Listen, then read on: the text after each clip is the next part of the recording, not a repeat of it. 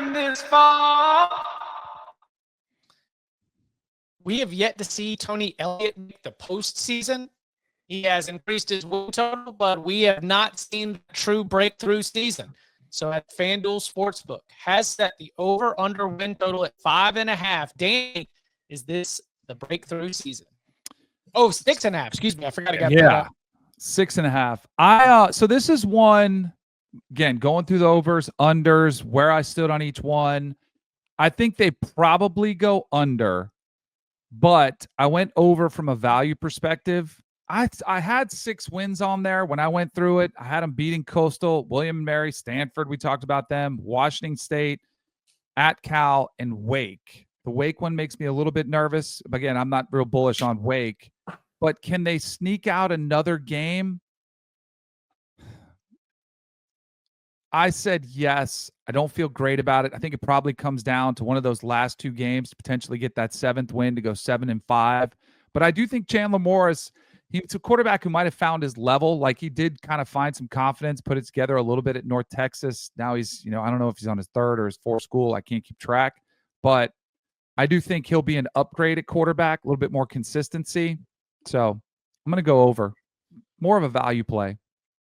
How many times were they actually dogs?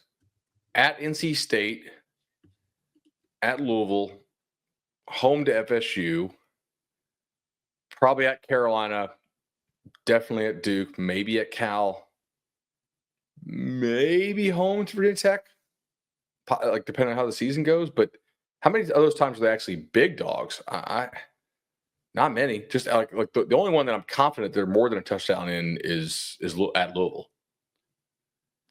This is like the gift of all gift schedules if you're trying to not get fired, man. Like, this is if you can't win 7 games here, then you got to be out. Like that's tough. I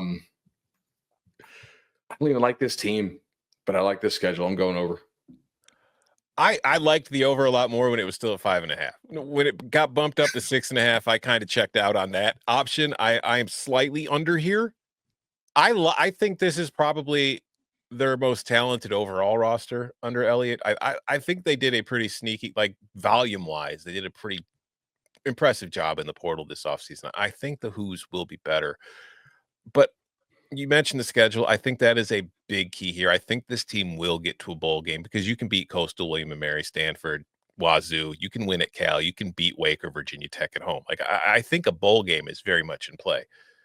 What I'm more confident about is I think this could be one of the more entertaining teams to watch in the ACC this year, because we could see a whole hell of a lot of like 42-40 or kind of shootouts with this team. Because defensively, I have some questions about how well this team will be able to get stops, but I think offensively they're equipped to put points on the board. So I'm going under because I don't like it at 6.5. I liked it more at 5.5, but it's not an overly pessimistic view here. So I wouldn't be surprised if this team ends up winning 8 games just because of the way the schedule plays out. Like, it could be a very good year for the Who's.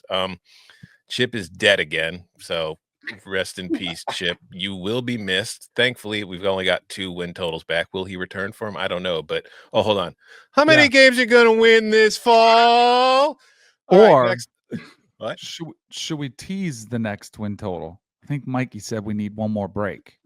Okay, well, you know what? Thank you for looking at the private chat. See, now I know why Chip's never looking at the private chat during the show while he's hosting, because you're too busy saying, how many games are we going to win this fall? So we're going to find out how many games Virginia Tech and Wake Forest are going to win this fall next.